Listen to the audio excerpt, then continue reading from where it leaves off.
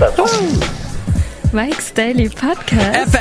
Episode 1127. Hello, it's Mike Matthews, broadcasting from Cafe Anyway, located somewhere in Podcastro Valleyton.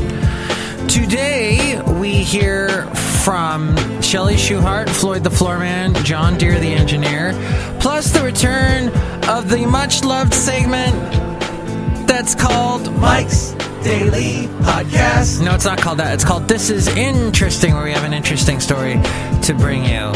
But let me sing a song. Mike's Daily Podcast. Well, when I am at work on the weekends at a radio station in Pleasanton, I like to watch a show on the Travel Channel. It's a lot of fun because they have people eating really fattening foods.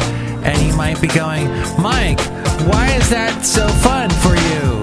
To watch other people eating, because, well, Mike's Daily Podcast. I can watch him eat all these fattening foods and then I don't gain any weight. Wow, that's a fascinating Mike's observation. Daily. No, it's not. Podcast. All right. Yeah. This is a bizarre observation, and that is. And this is a little dark. I'm taking a turn for the serious dark side. About the late great Prince. Don't you think it's odd that he died in an elevator? And that song, Let's Go Crazy, one of my favorites by him. He says, and if the elevator tries to bring you down, go crazy. And he died in an elevator. The symbol that he's known for has an arrow that points down. I know, right? Isn't that weird? Anyway, I was thinking about that today for no apparent reason. And also, yesterday, I take Bart to Pleasanton from Podcastro Valley because, I don't know, I want to save the environment, I guess. And I just get tired of driving. I just don't want to drive sometimes. But I had so many obstacles on my way to get on BART yesterday. It was crazy. There was people like, I knew I was running a little bit late. I parked my car. I run to the BART station to where I need to get on BART. Oh, look, I just walked in. And there were like people in my way. I'm coming around the corner. There's this huge guy, probably around my age. He's kind of big as in overweight, and he's pushing a bike along. He's got a big helmet on, and he says to me, "You just missed the San Francisco train." I don't care about the San Francisco train. I'm trying to get to frickin' Pleasanton. Shut up. Then once I get to Pleasanton, or actually West Dublin is the station I get off at, I'm walking along. And I'm walking through. I have to walk through the mall, the Stone Ridge Mall.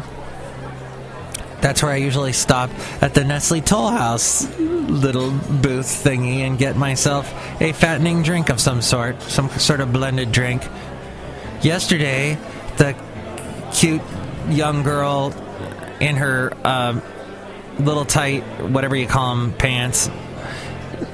I guess Nestle Toll House makes their girls wear those. I don't know why, but anyway, that she had made me the Butterfinger Frappuccino, which involved sprinkling of, like those mustard and ketchup things that you find at the hamburger restaurants, where you try and go and get a burger, and you got the little yellow squeeze thing and the red squeeze thing. They're not, the little plastic whatever things. Look who else just walked in.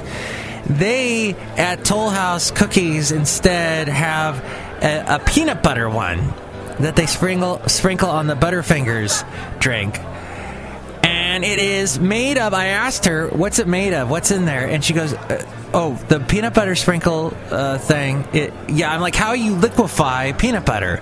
And she says, it's peanut butter with peanut oil. You know when you get that peanut butter, sometimes the certain kinds you buy have the oil on top? They mix that together, like they put extra oil in it, and that's how they're able to drizzle the peanut butter on top of your on top of the. Well, first off, they drizzle a bunch, and drizzle some chocolate in the cup. And then they pour the contents of the Butterfinger Frappuccino into your cup, and then they put the whipped cream. And then they put more of the drizzle on top of the whipped cream. So basically what I'm trying to say is, I want to be as fat as that guy that I saw on the bike that was getting in my way as I was trying to rent a BART. That's all I am saying.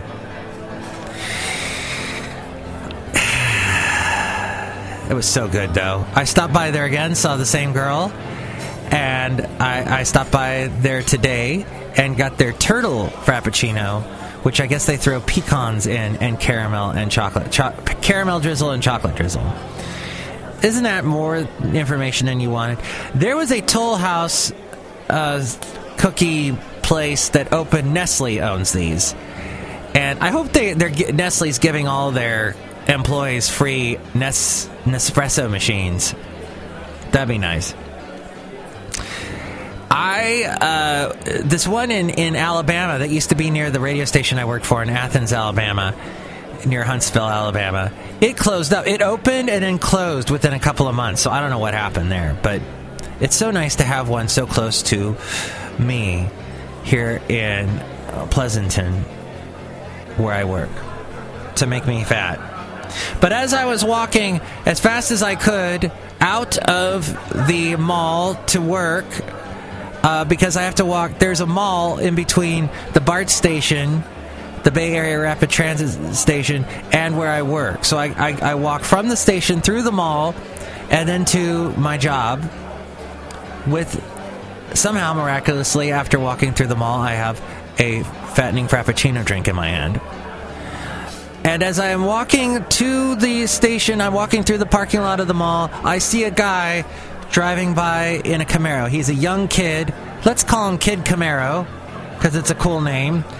And he's driving with one foot out the window. Yes, his left foot, because I guess he doesn't need it, because he doesn't have to shift, he doesn't have to use a clutch because he's driving an automatic. I guess this was an automatic Camaro. And he had his foot sticking out unless he could miraculously, no, he couldn't do that with the right foot. Maybe, I don't know, maybe he's multi-coordinated that way. And stupid, because he's putting all our lives in peril. But he's got his foot sticking out the window. It is sans shoe. No shoe, and he's got a sock on. So he's just driving along with his sock out the window, his foot. It was ridiculous. That was my adventure coming here yesterday. I would have done a podcast yesterday, but things got busy. Things got out of hand. Oh, so some people walked in. Let's say hi to them. Hello, my besties. It's Chely Shoehart, the chef supervisor. Oh my god, you've been talking for like forever. Sorry. Did you want to say something? No. And look who else is here. Oh, Mike, it's Floyd the Floorman! And it's John Deere, the engineer. Mike, that kid driving with his foot out the window. That reminds me of me when I was young and reckless. It does? Yes.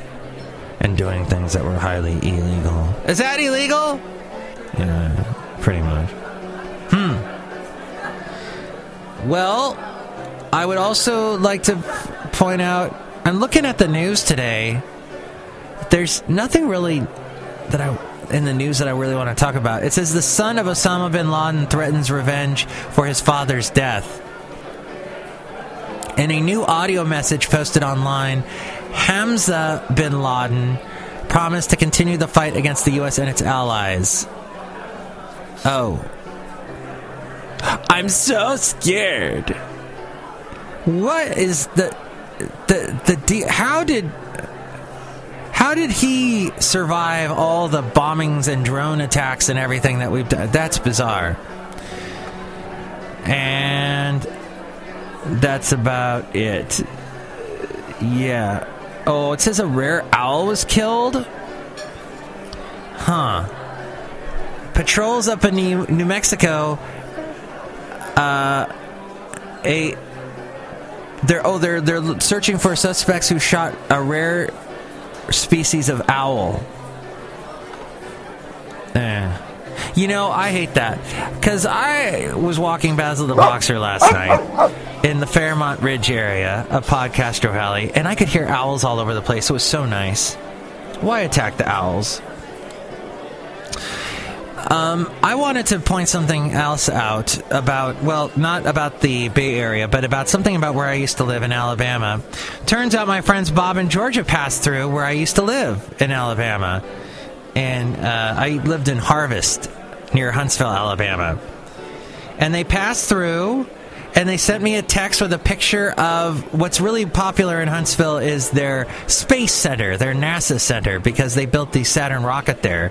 To which those of you that listen to this show that have never been to the South and you think all Alabamans are backwards and whatnot, you go, oh my God, how did they build a rocket in Alabama?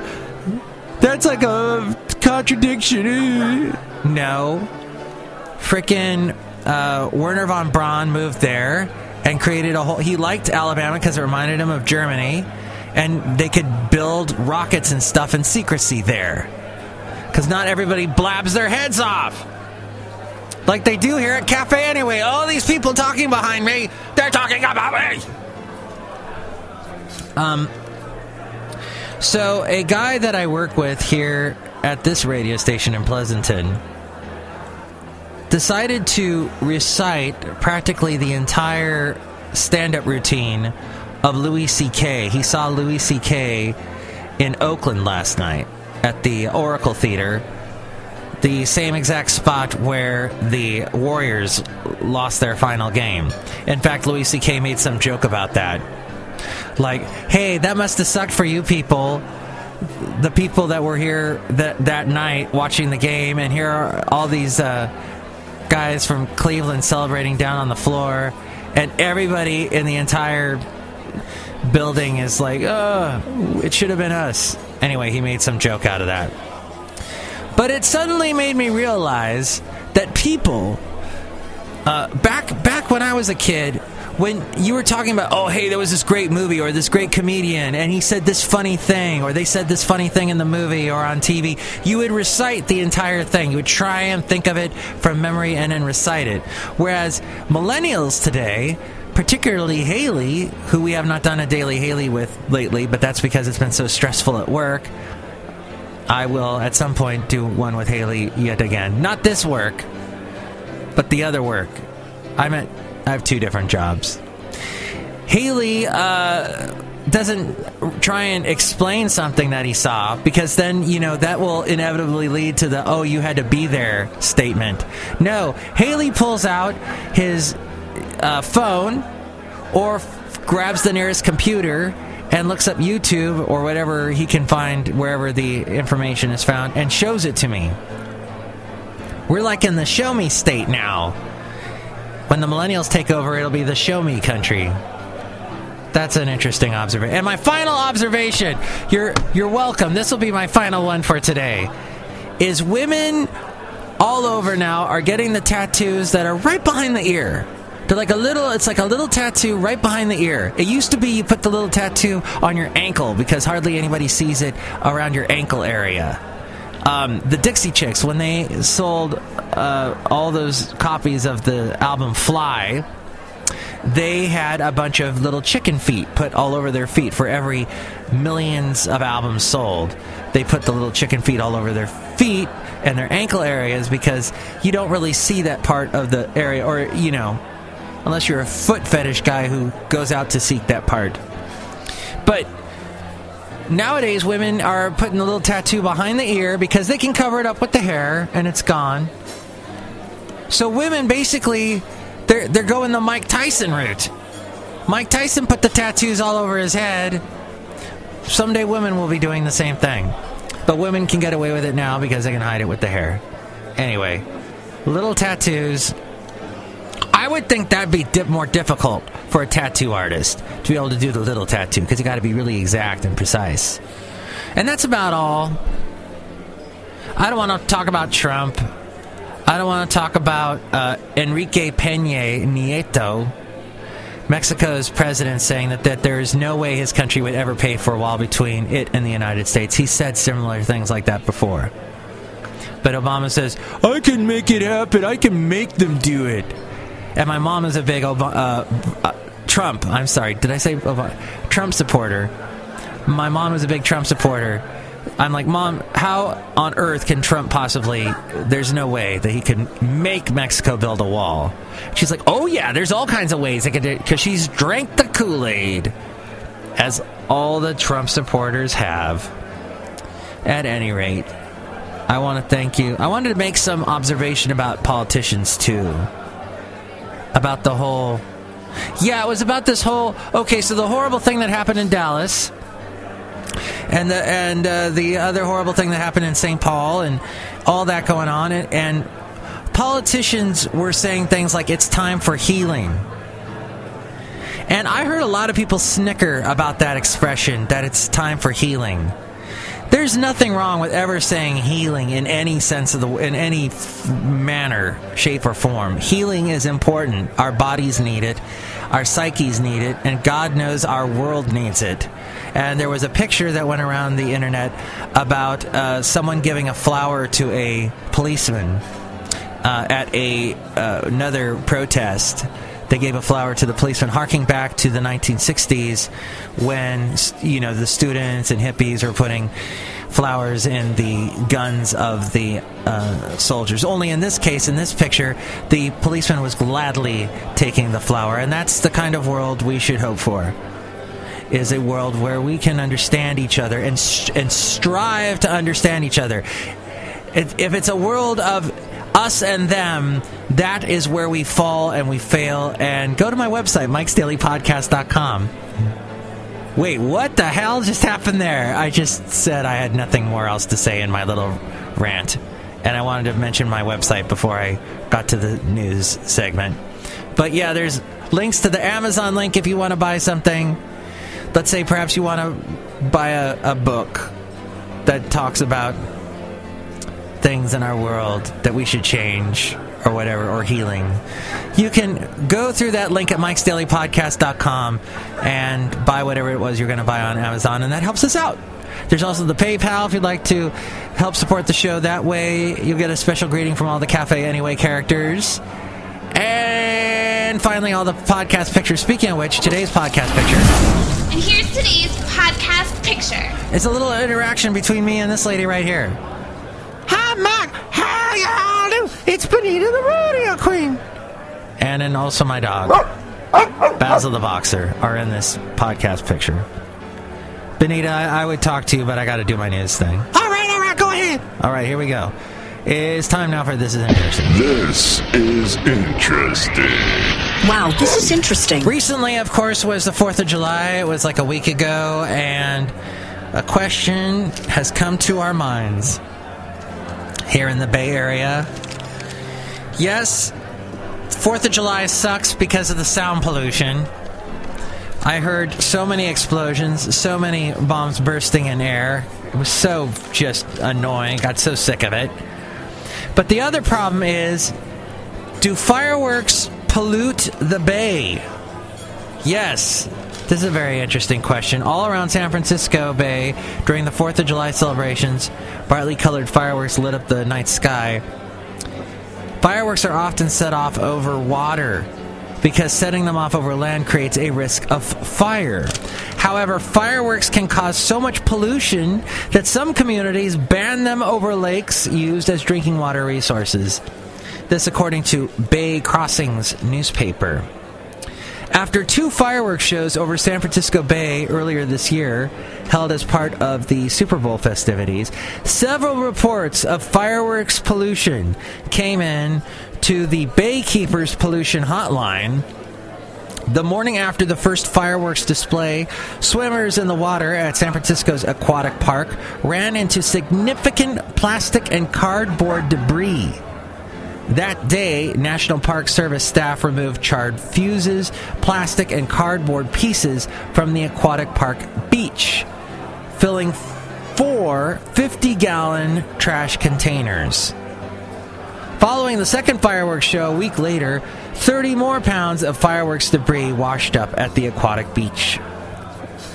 Park Beach. More continued to wash up for weeks. It's likely that even more remained in the bay, washed up on other shorelines or washed out into the Pacific Ocean.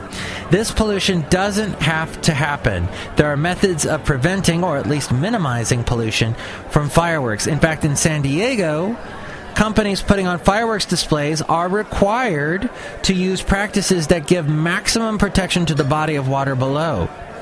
Here are some ways to do that.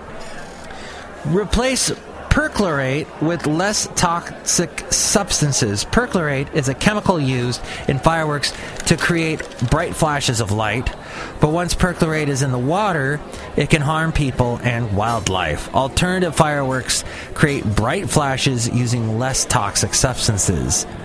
Remove debris immediately. Within 24 hours, cardboard, plastic, and other debris should be collected from everywhere it falls on the water or washes onto shore. And finally, prevent fireworks from washing overboard. When fireworks are launched from barges, entire boxes can fall into the water before they are even set off. Fireworks aboard boats must be properly secured at all times. Just remember that. Next time you go to a fireworks display, and then you see the fireworks display, and then you're all deaf because of all the loud fireworks, and then your nose is all messed up because you're sniffing all that smoke, and then you're getting all angry because you're stuck in the traffic. After every fireworks show, there's a traffic jam no matter where you are in the world.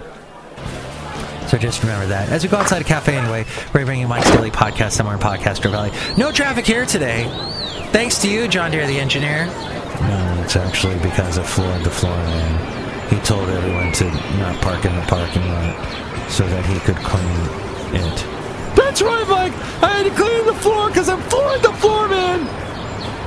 That's not floor, that's ground out there. That's asphalt, actually. And that's Valentino, the parking attendant's job. Isn't that right, Valentino? Yeah, that's right there. Hey, Floyd. Hey, John Deere, the engineer there. Okay, you guys can talk later. This is all getting really boring. It's the end of the show. Next show, we will have the return of Benita, who we heard a little earlier. Also, the wonderful Disgruntled Fiddle Player and the Brewmaster. Thank you, Chely, for being on the show. Like, I don't like it out here. There's, like, too many crickets. They're, like, so weird. Like, why do I keep using the word like? That's a good question. Use the word perchlorate. Mike's Daily Podcast is written and produced and performed by Mike Matthews. His podcast is super easy to find. Download or listen to his show and read his blog at MIKEs-DAILY-PODCAST.com. Email Mike now at MIKEs-DAILY-PODCAST@gmail.com. See you tomorrow. Bye!